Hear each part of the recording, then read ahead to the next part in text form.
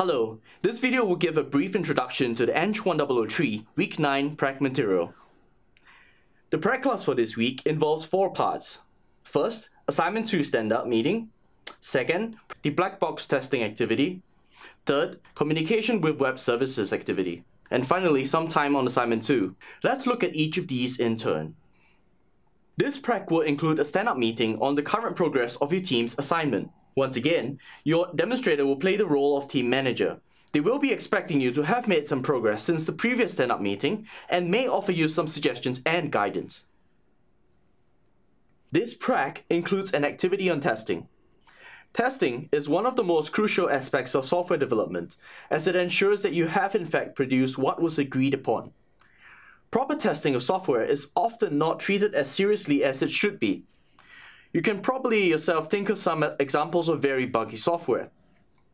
These cases are examples of software where the testing aspects were sacrificed due to financial concerns or limited time.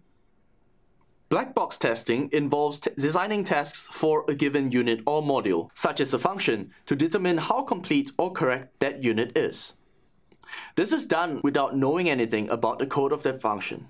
For example, if you had a function to print out a text representation of a date, there are quite a few things to test out.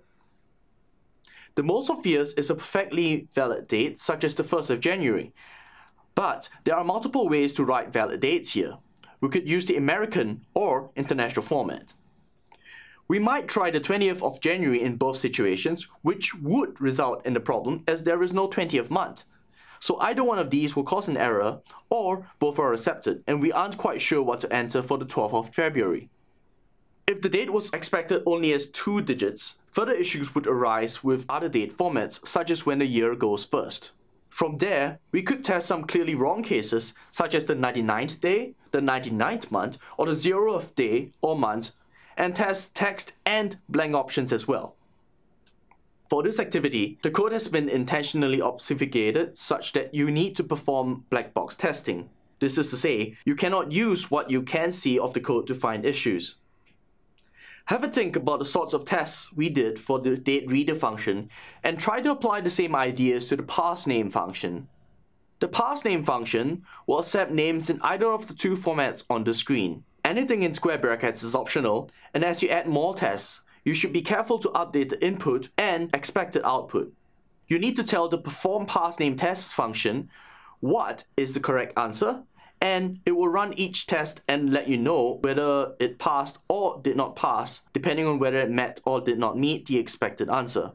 The output will be an object with name properties, as you can see from the example on the screen. Be sure to document your tests. You should keep a sheet of each test that you have run, why you're testing it, what you expected, and whether the test was successful or not.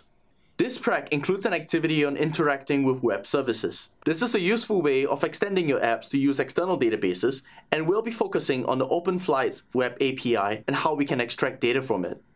My colleague Moses will now walk you through this activity. So in this week's coding exercise, we'll be dealing with web services and APIs. For this particular coding exercise, we have the ENG1003 OpenFlight API that you guys can use. What this API allows you to do is get some information on routes between the routes of some flights, some airline information, as well as some airport information. So the way we can use this is we can copy paste this into a URL, and if we replace the following parameters, so airline equals Qantas, source airport, let's say it's Melbourne, and let's say we don't have a callback, we will be able to see that there should be some information that will be outputted to us. It gives us a nice JSON response. We can see that there's an array, and in the array there are multiple objects that will tell you airline details, airline ID, source airport, source ID, source airport ID, and a whole bunch of stuff relating to the route that goes with Qantas from Melbourne to wherever. Alright, so the airline and airport have similar features. However, if you want to use the airline, what you have to do is insert an airline ID. So let's say, for example, we choose Qantas. The airline ID will be 1489. Grab this guy. And for the airline ID with 4089, we can see that we can get the details of Qantas. The same thing also applies for the airport, only we need the airport ID. Now, as you can see, there's also another parameter called callback that we can use.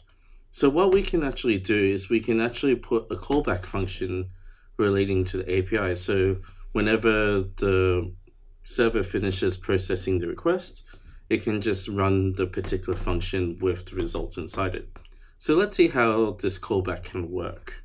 Let's say, for example, I have the OpenFlights API, for example, and as part of this OpenFlights API.html, I have a callback function called routes response, which is over here. At the moment, this isn't really set to do anything, but all I just want to do here is I'm just going to do console.log, and I just want to see what is actually returned through the routes array that gets processed through here.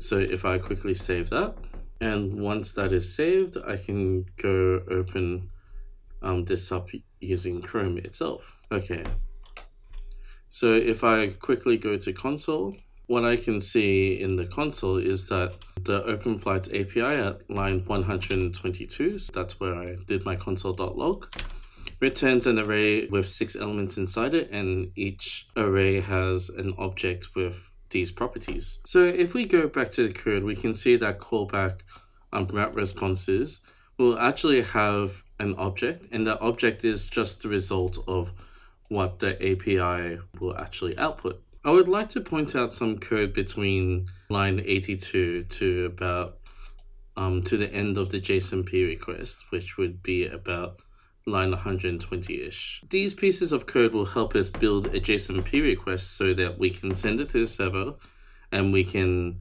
also get some sort of callback response. So what we have is the data here that we want to send. So we have an airline key, and that's equal to QF, a source airport, which is equal to Los Angeles, and a callback response, which will link to the function route response. So what this JSON-P request function does is that it basically helps us build this URL and puts all of these parameters inside one long URL so that we can send it off. So just down here, I have a little console.log that I'm going to uncomment out. And I've just simply got URL plus params in here because that's what we're going to be setting as a script source. So let's take a look at what that actually will do. So if we save that and actually run this guy here, we can see that at line 118, which is where we have this console.log, this whole thing is built like this. So we have, if we just expand that all out, http://eng1003.mars.edu/openfly/route, and we can see behind here we got a question mark here that indicates that everything after this are key value pairs that we're going to pass through.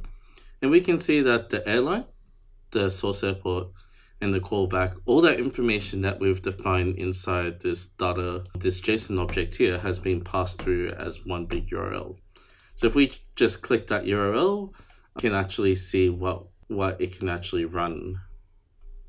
So if we just copy paste that up here, yeah, so basically you can see that this is what it will pass through into route response. So that's the first part, where we grab the response here, we process it, and then we basically add a whole bunch of TR rows to the HTML, and that will show us rows of routes that we can choose. Now, the next part of this exercise is basically when one of the rows is clicked, what we want to do is we want to have a pop-up that will show details about the destination airport. So in this particular case, we're just going to do, well, right here we've just got console.log, but what you should really do is once again create a JSON-P request to one of the APIs. So because now we want the airport information, so we will grab information from the airport API. And then the result of this API response will come out in the message. So we will want the airport response as a callback function, and we will want the ID of the airport to be import parameter. So we can basically use something like this, reusing the JSON-P request, but instead of data, we can just substitute these with ID in callback. So we don't need all of that.